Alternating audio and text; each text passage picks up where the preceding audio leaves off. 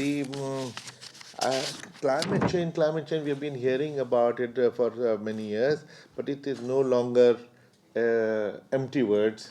It's a reality. We are seeing it all the time. Extreme climate here, there, flood, drought, and we are actually on the brink of disaster that we can see for ourselves. So, if we don't wake up now, when will we? I have a feeling that we have this habit of talking too much and doing nothing. Now, municipal solid waste again. I was the power secretary, irrigation secretary in Haryana 15 years ago, and that is the time when we used to talk of solid waste management and other. We call the tenders, and lots of companies came with very bright ideas. But till today, I don't know whether any solid power generation from solid waste is happening anywhere. Hardly, which is a pity. I had an occasion to go to Netherlands to see their the conservation measures. I remember so distinctly something which is imprinted in my mind. We went to a power plant, a big power plant, 200 megawatts, and we were taken aback. Where have they brought us? Because we could not see a single soul there.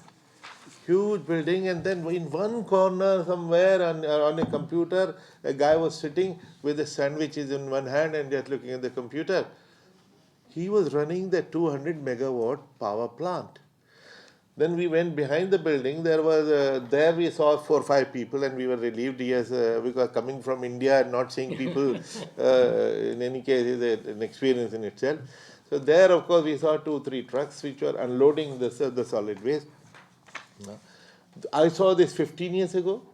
How do we have even a 1 megawatt power plant based on this? Professor Agarwal talked about is recycling and converting into energy or something, or fertilizer or whatever. But of course, he stressed a lot on reducing the production of the solid waste, which is of course a new concept. But we need to have a look at this. In this context, the current policies of the government, Swachh Bharat, toilet scheme for ladies, these are some very, very important initiative. Initially, when Narendra Modi talked of Swachh Bharat, there was a lot of joke and fun about it. Oh, it's just a photo opportunity. How will you sustain it? Of course, to a certain extent, it proved right because it was not followed up that vigorously. But it's a brilliant idea. When the Independence Day speech, he talked of toilets. People made fun. Oh, Prime Minister of India is talking of toilets from that platform. I think that is something which should have been done 60 years ago. What a shame when we see I still remember watching Indira Gandhi on a television program when she was being interviewed by a foreign channel, and she described the way the people sit around the railway track in the morning, and the embarrassed look on her face. 40 years ago, where are we? Still there. So why can't we change these things so quickly? That's very important. We, on one hand, we find there is a lot of urgency. There's a National Green Tribunal. Everybody has been talking about it. I remember when I joined service in 1971. He was the chairman of UPSC, and I was one of his recruits. Much later, earlier. So we have World Environment Day, tree plantation, and that was 71, and now 35 years, 40 years or whatever. So what has happened? We still have a crisis. So why is it that things do not move? Then recently we have corporate social responsibility brought in focus with the change in the Act of Companies Act. But I find India's position let me see. India ranks 125 amongst 132 countries based on 22 indicators across 10 major policy categories, including air and water pollution, climate change, biodiversity. Where are we? On one hand, we feel that everybody is conscious of environment. We are talking about it all the time, but we are only talking. finally, I'll come to my own topic, green election. We did not even know that we conduct green elections. There was a conference on National Voters Day on 25th January, 4 or 5 years ago. President of India was chairing, was the chief guest. And Meera Kumar, the speaker, in her speech suddenly mentioned India has green election. Here is the Chief Election Commissioner of India sitting there, and we were not conscious that we are doing green election, but which is a good thing. We are doing it routinely, normally, not as a very conscious decision. And how do we do that? Ever since we started using electronic voting machines, EVM, we save in every election 11,000 tons of paper, which means that we save 280,000, 2,80,000 trees saved every election. And we have 2 elections in every 5 years, state and national assembly election. The billions of gallons of water which will be used to make these 11,000 tons of paper, that is saved. The power which will be consumed to make this paper, that is saved. And when you save power, you are saving coal, and you are saving environment. Then we also, you all know that elections have become very peaceful lately. We control noise pollution. After 10 p.m., no speech till 6 a.m. The decibels are controlled. When the political campaigner is moving in a moving car, you can't use a public address system. Go 200 meters, stop, and then make your speech, and then go, so that you're not creating noise pollution all the time, which means you're passing by hospitals, you're passing by schools and places which require peace. That's not allowed. The noise pollution control, defacement control.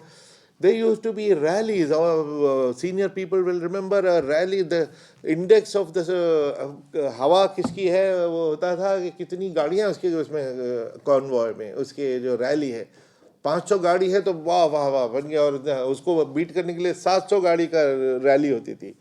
Now 700 गाड़ी 1,000 गाड़ी की rally, then the traffic congestion and chaos for the whole day. That was normal. We said nothing doing. In fact, we went to the other extreme. We said the convoy will have only 3 cars, which I think they were doing overreaction. We have now made it 10 cars. No more than 10 cars. How much of petrol are we saving, Malti ji? Please get this calculated. So, how much of pollution is then we don't allow plastics at all. In campaign, the bunting and the banners and posters and all that, so much of plastic used to be used. We said nothing doing. No plastic. Sorry. Zero. Interestingly, none of these is election law. This is not part of election law. This is normal law of the land. The defacement of property is a municipal law of in every state and every city. All other things, noise reduction is Supreme Court judgment 10 o'clock. But it is followed more in violation than in observance. But when we come into the play, we may ensure that all these laws are enforced, which is why, there were headlines, I remember I've listed in my book, let EC Raj continue in Punjab. There was a similar headline from Tamil Nadu. Oh, what a peaceful election we had. Wonderful. For 10 days in the Hindu letters to the editor were appreciating a very noise-free election where they had recorded the highest ever turnout. In Calcutta, the fact that people are participating minus the nuisance, and we are doing it as a matter of our we didn't even know it as a duty. We didn't even know that we are doing green election, but that is how we are doing green election. Recently, I read a couple of days ago that 15% of all toothpaste goes waste in the tube. And I suppose then since we shave, so maybe shaving cream also, maybe anything which is in those kind of tubes that happens.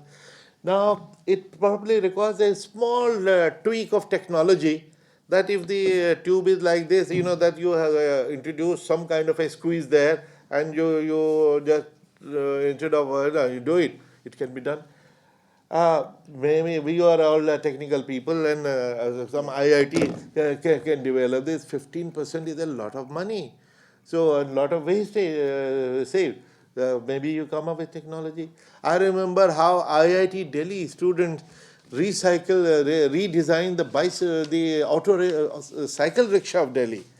Earlier, cycle rickshaw used to have a lot of wood and it was very, very heavy. Now you notice it is just a tube. And the waste must have come down by 75%. And how much of drudgery they stopped because of just slight tweak of technology. So I think, it has to, the environment has to be in our psyche, it has to be in our conscience, it has to become a routine. I was, for 2 months, I was in Europe here and there. The kind of colorful bins that you have, for plastic, for bottle, for this, for that. I don't even remember how many things.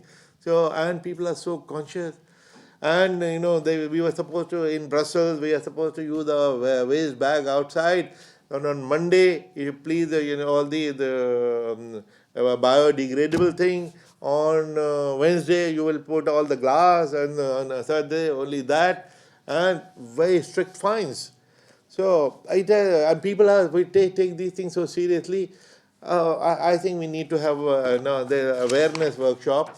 Awareness is the key word. Awareness is what is missing. We need to work together on all this. With these, the Dr. Goel, I'm very, very happy that you have this institute. I was very happy to read about this. I knew about you for 20 years, but Climate Research, Change Research Institute, you've done. It's a very unique thing. I wish you all the best in this, and thank you for inviting me and giving me an opportunity to talk of election. I'm very fond of talking of election commission whenever I get an opportunity. Thank you very much.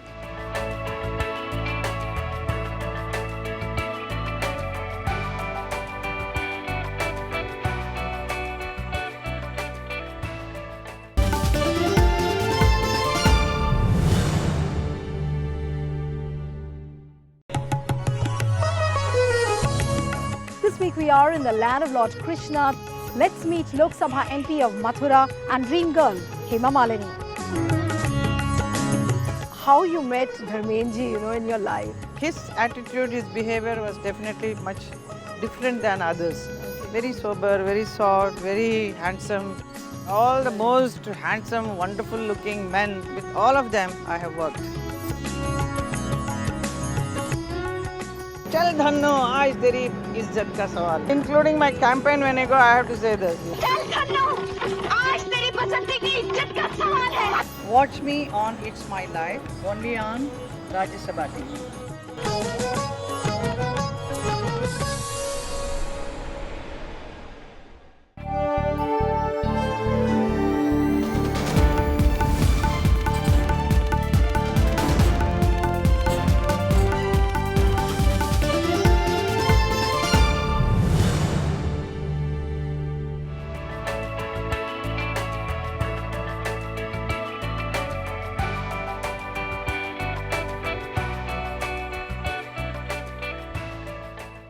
Indeed, a great pleasure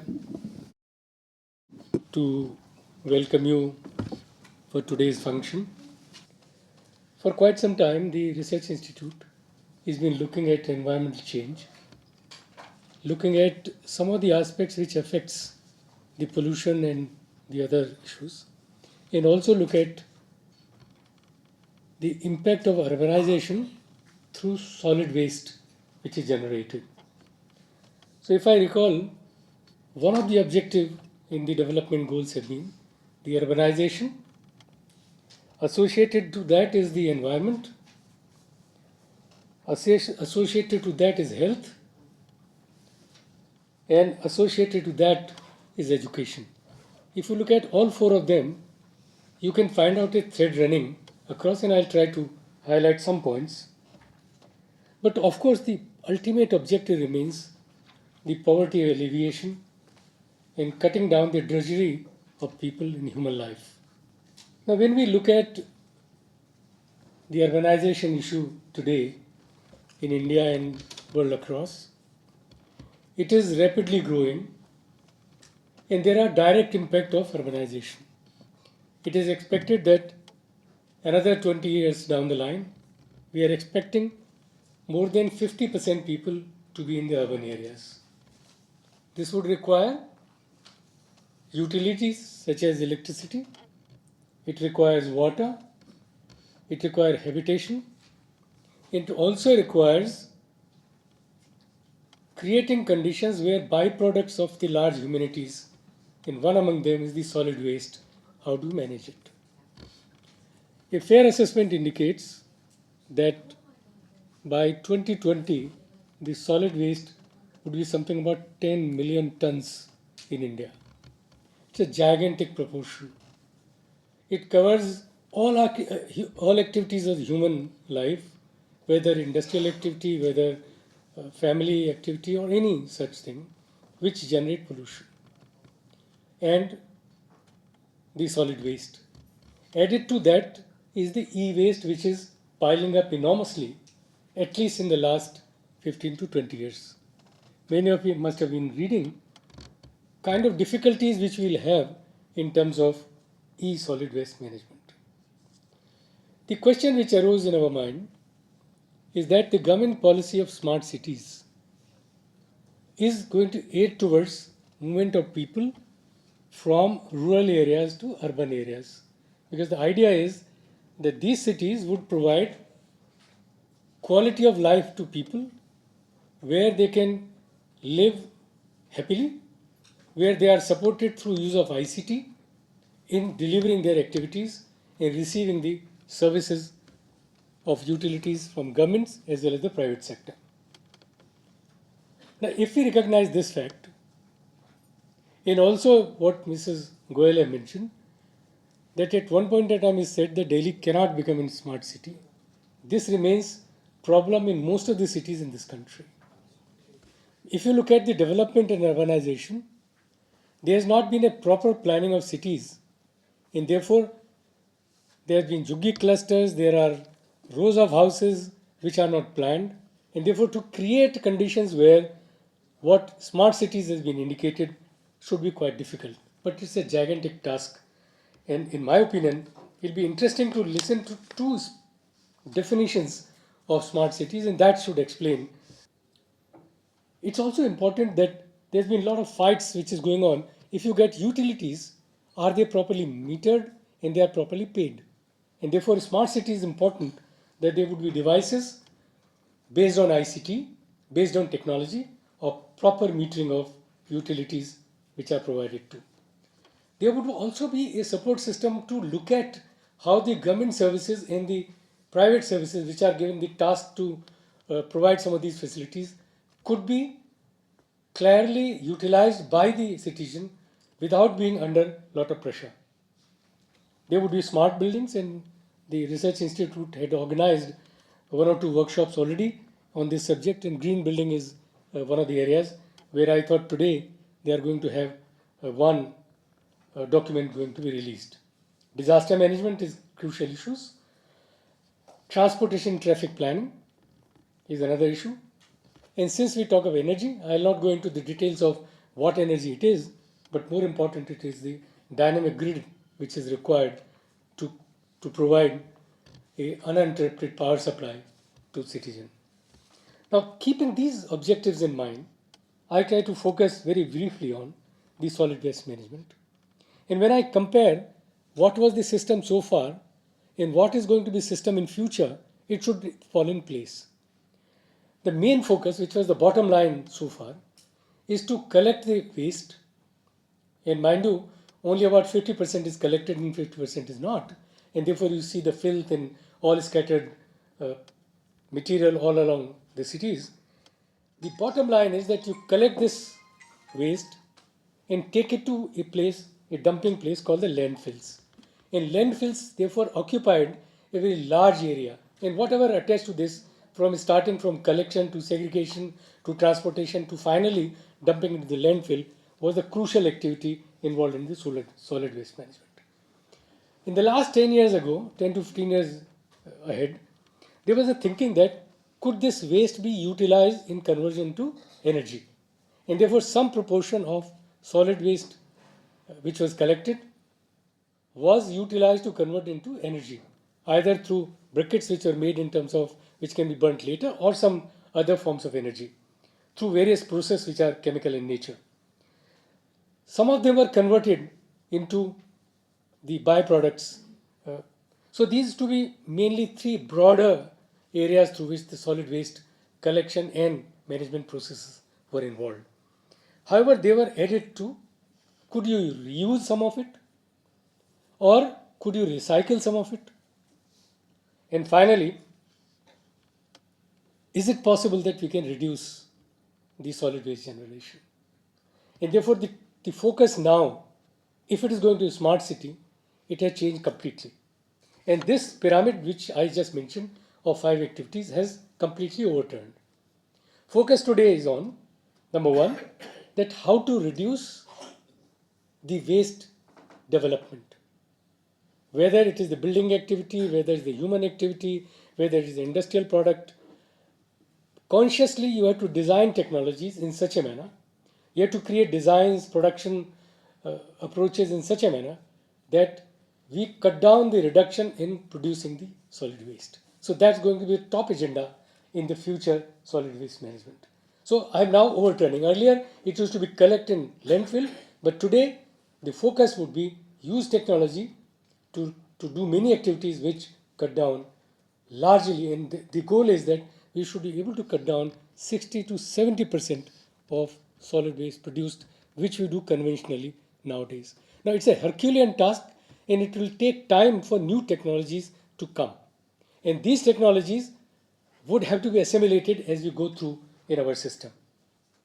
If at all we have produced a lot of waste, even under a lot of controls, the next step would be how to recycle and how much could be recycled. So we'll not leave the waste to be filth around, but to recycle it. Then to convert it into useful products. And the finally would be a very small percentage would go into landfill areas. So now you can see the whole lot of technologies will require. But what do we do today? It will take time.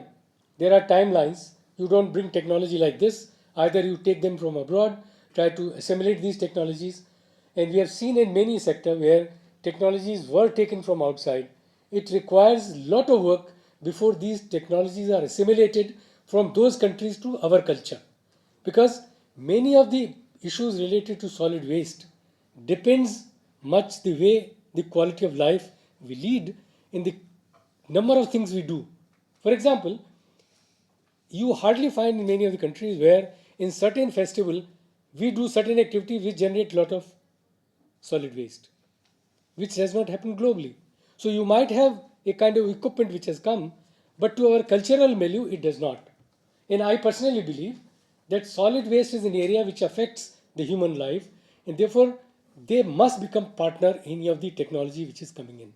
And secondly, one has to see that this technology must be a sustainable technology. It should not have its own impact. Like it may not produce tremendous amount of noise, it may not create byproducts which may create pollution. So one has to see these kinds of technology. A selection process of technology is going to the first task. First is the watch the technology. Second is the looking and selection of this technology. And finally adapting the technology. In my view, it is going to take at least 10 to 15 years before anything which is substantive is going to happen. And before countries start developing these machines and other technology. If we take, for example, Make in India or Made in India concepts into this, in my opinion, nothing less than 15 years going to happen. So I have to do something in between. And one which has come very comfortably and which is, I think, experimented at a number of places is to improve the efficiency of the present method before I bring down the next approach. And how do I do that? And there I use a lot of ICT platforms. A lot of sensors are used. And I think it should be very simple for all of you to appreciate. Like I read, number of governments are saying that today, with the increase of use of mobile phone, use of social media, it is possible for citizens to participate in telling governments in those agencies which are in the business of managing waste to tell that where the waste is lying unattended to. So first task is to create this kind of awareness in citizens that they must realize it is their effort which is going to be complementary to the agencies which are in the business of doing this. And this can be done through education, this can be done through awareness, this can be done through social media, this could be done through web, and this could be done through mobile communication. So all these techniques and tools are available where citizens should become partner into this movement of solid waste management. The second, and which is easier, you must have seen that there are trucks which carry the waste, and the kind of conditions of these trucks is, in the cover they provide, you must have seen that somebody who is driving behind these trucks, half of this come on their own faces. So look at this kind of difficulty. One could improve efficiency, and therefore a lot of feedbacks are required. If this particular truck, most of these things you recall are outsourced, and it is the people who've been outsourced with these businesses, are they doing them efficiently? How do you do that then? Again, this is to be done by the public at large, that they must tell these agencies that they have seen the support system not provided properly and a proper maintenance and coverage is required before this is taken outside. I'm also quite aware, a lot of sensors have been utilized today on the bins, the collected bins. It's a very simple system that you put a sensor on the lid and it can tell you that how much is the bin is full. And it also will tell you that it's so programmed that it can also tell you that at what time of the day most likely the areas try to dump the waste. It's not always, it has been noticed that it is not all the 24 hours that the solid waste is put in these bins or dumps. Therefore, we would be able to map up very easily where and when these bins are being filled up. And once it is filled up, a signal goes to a common center and the collection takes place.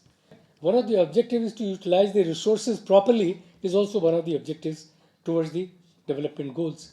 And these kinds of technologies in future, in my opinion, are going to be very useful in terms of managing waste, sensitizing people of their responsibility, educating children in the schools, and through them carrying it out to their parents, how to become partner into achieving the sustainable goals. And I wish that we are able to meet the commitments the country had made this time. So far, country has been saying that we are a developing countries. Many of the goals are not pro-development and they put a lot of barriers. But this time we have committed to achieve certain objectives. And it's only when we put all our heads together that we are able to meet these objectives. Otherwise, we'll cut a very sorry figure in the global fraternity. Thank you very much.